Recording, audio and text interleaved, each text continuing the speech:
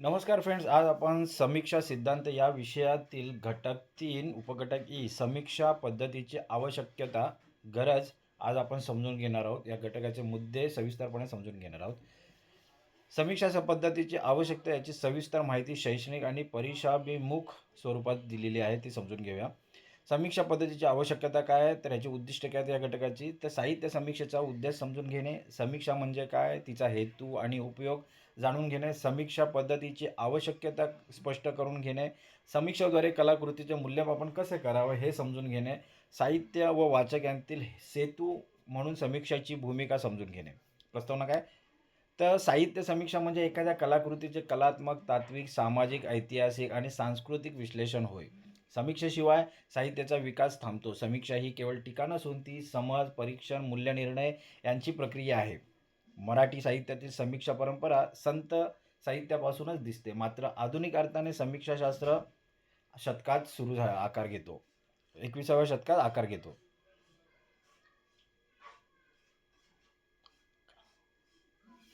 मराठी साहित्य समीक्षेचा प्रारंभ व विकास. मराठी साहित्यातील प्राचीन काळात संत साहित्य ज्ञानेश्वर, तुकाराम हे भावनिक समीक्षा दृष्टिकोनातून समृद्ध होते. विकास कसा होता, तर आधुनिक काळात लोकमान्य टिळक, विष्णूशास्त्री चिपळूणकर यांनी मराठी समीक्षेला वैज्ञानिक आणि विचारप्रधान दृष्टिकोन दिला. पुढील टप्पा काय, आचार्य अत्रे, नासी फडके, देशपांडे, केशवसूत, प्रल्हाद केशव अत्रे, माधव जुलियन, शंकर पाटील, गमा माडखोळकर यांनी समीक्षेची व्याप्ती वाढवलेली दिसून येते. स्वातंत्र्योत्तर मराठी साहित्य समीक्षा पद्धत. स्वातंत्र्योत्तर काळात मराठी समीक्षा अनेक विचारप्रवाहांनी प्रभावित झाली. मानसशास्त्रीय पद्धत वस खांडेकर, देशपांडे, नंतर मार्क्सवादी पद्धत माडखोळकर, शंकर पाटील, संरचनावादी व प्रतीकवादी पद्धत, नंतर स्त्रीवादी व दलित साहित्य समीक्षा पद्धत, उत्तर आधुनिक समीक्षा, सामाजिक संदर्भात कलाकृतीचे पुनर्मूल्यांकन करणे. समीक्षा म्हणजे काय, तर समीक्षा म्हणजे एखाद्या कलाकृतीचे समीप दर्शन करून तिच्या सौंदर्याचा, आशयाचा, रचनात्मकतेचा व परिणामकारकतेचा अभ्यास करणे म्हणजे समीक्षा होय. ती म्हणजे विवेकनिष्ठ निरीक्षण आणि निर्णय प्रक्रिया होय. व्याख्या काय, विश्वनाथ यांचं साहित्य दर्पण. रसपर्यवसान वाक्य काव्यम. रस निर्माण करणारे साहित्य हे काव्य, त्याचा अभ्यास म्हणजे समीक्षा होय. विनायक दामोदर सावरकर. समीक्षा म्हणजे कलाकृतीच्या गुणदोषांचे शास्त्रीय विश्लेषण होय. अरविंद गुप्ते. समीक्षा म्हणजे साहित्याचा आत्मा समजून घेण्याचे शास्त्रीय प्रयत्न होय. समीक्षेची जन्म आख्यायिका. समीक्षा हे साहित्य निर्मितीचे अविभाज्य परिणती आहे. लेखकाच्या भावविश्वाचा परिपाक व वाचकाच्या संवेदनशीलता प्रतिक्रिया यांमधून समीक्षा जन्मते. समीक्षा म्हणजे सर्जनानंतरची विचार प्रक्रिया होय. समीक्षेची प्रक्रिया कशी आहे, वाचन आणि समज, कलाकृतींचा संदर्भ शोधणे, काळ, समाज, लेखक विश्लेषण करणे, विषय, भाषा, शैली, प्रतिमा, प्रतीक यांचं विश्लेषण करणे, मूल्यमापन करणे, गुणदोष नोंदवणे, निष्कर्ष व मूल्यनिर्णय हे समीक्षेची प्रक्रिया आहे. समीक्षा पद्धतीची आवश्यकता काय, मूळ कलाकृतीची ओळख करून देणे. समीक्षा कलाकृतीचा आशय, शैली, भावविश्व, वैशिष्ट्य वाचकांपर्यंत पोचवते. कालदृष्ट्या, कलादृष्ट्या संवादी साधणे. समीक्षक कलाकृतीच्या त्या काळाशी व कलाशैलीशी संबंध जोडतो. समीक्षा मध्यस्थाची भूमिका पार पाडणे. समीक्षक लेखक व वाचक यांच्यातील सेतूचे कार्य करतो. पूर्वग्रहदूषिता निवळण्यास मदत करणे. समीक्षा वस्तुनिष्ठ दृष्टिकोन निर्माण करते. भाषेपल्याड पाहण्याची दृष्टी. कलाकृतीतील अंतर्मन, प्रतीक व भावार्थ उलगडतो. सम्यक परीक्षण. समीक्षा गुणदोषांचे संतुलित विश्लेषण करते. वाङ्मयीन स्थान निश्चिती. समीक्षा कलाकृतीचे साहित्य इतिहासातील स्थान ठरवते. येणाऱ्या वाङ्मयीन कलाकृतीसाठी मार्गदर्शन करण्याचं काम करते. नवोदित लेखकांसाठी समीक्षा मार्गदर्शक ठरते. वाङ्मयीन गुणवत्ता. समीक्षा साहित्याची दर्जात्मक तपासते. वाङ्मयीन मूल्यांचा शोध. समीक्षा कलाकृतीतील सांस्कृतिक, नैतिक मूल्ये ओळखते. वाचकांचे उच्चतर आस्वादन. समीक्षा वाचकाला सखोल आस्वाद घेण्यास तयार करते. वाङ्मयाचा इतिहास व समीक्षकांचे कार्य. समीक्षा व साहित्याचा ऐतिहासिक प्रवास दाखवते. साहित्य सिद्धांत. समीक्षेद्वारे साहित्यशास्त्राचे नियम विकसित होतात. साहित्य संस्कृती समीक्षा समाजातील साहित्य संस्कृती जपते. गूढार्थाचे सुलभ आकलन समीक्षा प्रतीक उपमा भावार्थ स्पष्ट करते. वाङ्मयाचा नवा अन्वयार्थ समीक्षा जुन्या कलाकृतींचा नवा दृष्टिकोन देते. तर समारोपमध्ये काय, समीक्षा ही साहित्याचे आरसेसारखे असते. ती कलाकृतीचे मूल्य उलगडते, वाचक व लेखक दोघांनाही परिपक्व बनवते. समीक्षा पद्धतीमुळे साहित्याचा स्तर उंचावतो व नवे साहित्य मूल्य निर्माण होतात. बहुपर्यायी प्रश्न आलेले आहेत. मराठी समीक्षेचा जनक कोण? तर चिपळूणकर. समीक्षा म्हणजे काय? ते मूल्यनिर्णय आणि परीक्षण करणे म्हणजे होय. समीक्षा पद्धतीची पहिली पायरी कोणती? वाचन आणि समज. मराठी आधुनिक समीक्षा कोणत्या काळात विकसित झाली? ब्रिटिश काळात. समीक्षा पद्धती कोणासाठी आवश्यक आहे?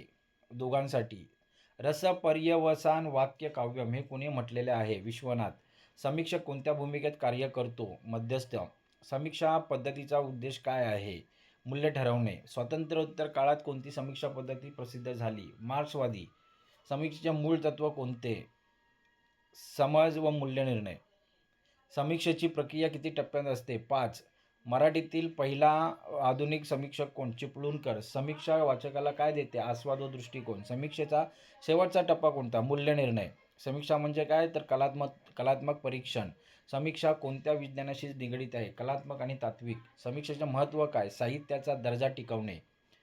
समीक्षा म्हणजे कोणती क्रिया? विवेकनिष्ठ. साहित्य सिद्धांत म्हणजे समीक्षा सिद्धांताचे शास्त्र होय. समीक्षेमुळे काय वाढते? साहित्यिक आस्वाद वाढतो. दीर्घोत्तरी प्रश्न आलेले आहेत. समीक्षा पद्धतीची आवश्यकता स्पष्ट करा. समीक्षा पद्धती म्हणजे साहित्यकृतीचे शास्त्रीय तर्कशुद्ध व कलात्मक परीक्षण करण्याची प्रक्रिया होय. ती साहित्याचा दर्जा, आशय, रचना व परिणामकारकतेचा अभ्यास करते. समीक्षा पद्धतीची आवश्यकता खालील कारणांसाठी गरज आहे. मूळ कलाकृतीचे योग्य मूल्यमापन करण्यासाठी गरज आहे. कलाकृतीचा काळ, समाज, संस्कृती यांच्याशी संबंध जोडण्यासाठी समीक्षेची गरज आहे. लेखक, वाचक, समाज यांच्यातील सेतू म्हणून काम करण्यासाठी गरज आहे, आवश्यकता आहे. पूर्वग्रह दूर करून वस्तुनिष्ठ दृष्टिकोन ठेवण्यासाठी गरज आहे. साहित्याचा दर्जा व मूल्य ओळखण्यासाठी गरज आहे. नव्या लेखकांना दिशा देण्यासाठी. त्यामुळे समीक्षा पद्धती साहित्याच्या प्रगतीसाठी आणि वाचकांच्या संवेदनांच्या विकासासाठी अत्यावश्यक ठरते. प्रश्न 2. मराठी साहित्य परीक्षेचा प्रारंभ व विकास सांगा. मराठी समीक्षेचा प्रारंभ संत साहित्यापासून दिसतो. ज्ञानेश्वर, नामदेव, तुकाराम यांच्या रचनांत कलात्मक व तात्विक समीक्षा दिसते. आधुनिक काळात विष्णूशास्त्री चिपळूणकर यांनी मराठी भाषेत पहिली वैज्ञानिक समीक्षा केली. टिळक व फडके यांनी विचारप्रधान दृष्टिकोन दिला. स्वातंत्र्योत्तर काळात मानसशास्त्रीय, मार्क्सवादी, स्त्रीवादी, दलितवादी आणि उत्तर आधुनिक समीक्षा पद्धती उदयास आल्या. अशा रीतीने मराठी समीक्षा भावनिकतेपासून तात्विकतेकडे आणि तिथून आधुनिक वैज्ञानिकतेकडे प्रवास केल्याचा दिसून येते. प्रश्न 3. स्वातंत्र्योत्तर मराठी साहित्य समीक्षा पद्धतीचे विवेचन करा. स्वातंत्र्योत्तर काळात मराठी साहित्यावर अनेक नवीन विचार प्रवाहांचा प्रभाव पडला. मानसशास्त्रीय पद्धत, लेखकाच्या मनोवृत्तीचा अभ्यास, वि. स. खांडेकर. मार्क्सवादी पद्धत, समाज व वर्गसंघर्ष, आर्थिक स्थितीवर लक्ष, ग. मा. माडखोलकर. स्त्रीवादी पद्धत, स्त्रियांच्या अनुभवांचे प्रतिबिंब, मीना आगाशे, शांता गोखळे. दलित साहित्य समीक्षा, सामाजिक अन्यायावर भाष्य, नामदेव ढसाळ, अरुण कांबळे. उत्तर आधुनिक पद्धत, नव्या अर्थांच्या शोधासाठी पारंपरिक कल्पनांना आव्हान. या सर्व पद्धतीने मराठी समीक्षा अधिक व्यापक आणि सामाजिक झाली. प्रश्न 4. समीक्षा म्हणजे काय? तिची प्रक्रिया स्पष्ट करा. समीक्षा म्हणजे कलाकृतीचे कलात्मक, सामाजिक, भावनिक आणि वैचारिक मूल्य तपासणे होय. समीक्षा प्रक्रिया खालील टप्प्यात होते. वाचन व समज, कलाकृतीचे बारकाईने वाचन करणे, समजून घेणे, आकलन करणे. नंतर संदर्भ तपास, काळ, समाज, लेखकाची पार्श्वभूमी. नंतर विश्लेषण, आशय, शैली, भाषा, प्रतीकांचा अभ्यास करणे. नंतर मूल्यमापन, गुणदोषांचे तर्कशुद्ध परीक्षण. नंतर आहे निरीक्षण, कलाकृतीचे स्थान व मूल्य ठरवणे. ही प्रक्रिया साहित्याचे खरे मूल्य ओळखण्यास मदत करते. प्रश्न 5. समीक्षेचा जन्म आख्यायिका समजावून सांगा. समीक्षा ही साहित्य निर्मितीची नैसर्गिक परिणती आहे. जेव्हा कलाकृती समाजात येते तेव्हा वाचक आणि समीक्षक तिच्या आशयाचा अर्थ शोधतात. त्यावेळी समीक्षा जन्म घेते. लेखकाच्या भावनांचा परिणाम, समाजाचे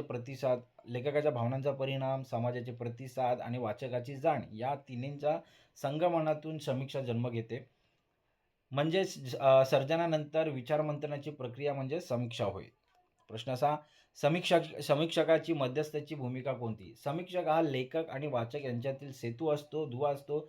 तो लेखकाचा विचार व उद्देश वाचकापर्यंत स्पष्ट करतो आणि वाचकांना कलाकृती समजून घेण्यास मदत करतो. समीक्षक कलाकृतीतील भावार्थ, प्रतीक आणि सांस्कृतिक संदेश उलगडण्याचे काम करते.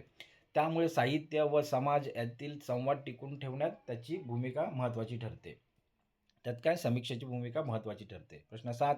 समीक्षेचा साहित्य संस्कृतीशी संबंध स्पष्ट करा. समीक्षा ही साहित्य संस्कृतीचा पाया आहे. ती कलाकृतींच्या माध्यमातून समाजातील विचार, मूल्य आणि सौंदर्य दृष्टी टिकून ठेवते. समीक्षा साहित्याचे सांस्कृतिक स्थान निश्चित करते आणि पुढील पिढ्यांना त्या परंपरेची ओळख करून देते. म्हणून साहित्य संस्कृतीच्या संवर्धनासाठी समीक्षा अत्यावश्यक आहे. प्रश्न 8. समीक्षा व साहित्य सिद्धांत यांचा परस्पर संबंध लिहा. समीक्षा म्हणजे समीक्षामध्ये सिद्धांतांचे प्रत्यक्ष अनुप्रयोग होय. साहित्य सिद्धांतच कलाकृतीचे मूल्य ठरवण्यासाठी नियम देतो, तर समीक्षा त्या नियमांचा वापर करून प्रत्यक्ष परीक्षण करते. म्हणून सिद्धांत व समीक्षा हे एकमेकांचे पूरक घटक आहेत. समीक्षा नसेल तर सिद्धांत केवळ विचार ठरतो आणि सिद्धांताशिवाय समीक्षा दिशाहीन ठरते. प्रश्न 9. वाचकाला समीक्षा कशी उपयोगी ठरते. समीक्षा वाचकाला कलाकृती समजून घेण्यास मदत करते. ती कलाकृतीतील आशय, मूल्य, प्रतीके आणि भावार्थ स्पष्ट करते. वाचकाला योग्य दृष्टिकोन मिळतो आणि त्याचा आस्वाद अधिक सखोल होतो. समीक्षा म्हणजे वाचकाला कलाकृतींच्या अंतरंगात घेऊन जाण्याचे साधन होय. प्रश्न 10. समीक्षा पद्धती समाज आणि संस्कृतीच्या प्रगतीस कशी हातभार लावते ते सांगा. समीक्षा समाजातील साहित्यिक आणि नैतिक मूल्ये तपासतो. ती चांगल्या कृतींचे महत्त्व अधोरेखित करते आणि निकृष्ट कलाकृतींवर टीका करते. यामुळे समाजाला दिशा मिळते आणि सांस्कृतिक स्तर उंचावतो. समीक्षा म्हणजे समाजातील विचारप्रवाहांचे प्रतिबिंब होय. ती समाजाला सजग आणि विवेक बनवते. लघुत्तरी प्रश्न आले ते समजून घेऊया. समीक्षा म्हणजे काय, तर समीक्षा म्हणजे साहित्यकृतीचे कलात्मक, तात्विक व मूल्याधिष्ठित परीक्षण होय. प्रश्न 2. समीक्षक म्हणजे कोण. समीक्षक म्हणजे जो कलाकृतीचा शास्त्रीय अभ्यास करून तिचे मूल्य ठरवतो तो समीक्षक होय. प्रश्न 3. मराठी समीक्षेचा जनक कोणाला मानले जाते. विष्णूशास्त्री चिपळूणकर हे मराठी समीक्षेचे जनक मानले जातात. समीक्षा पद्धतीचे मुख्य टप्पे कोणते. वाचन, संदर्भ, विश्लेषण, मूल्यमापन आणि निष्कर्ष हे टप्पे आहेत.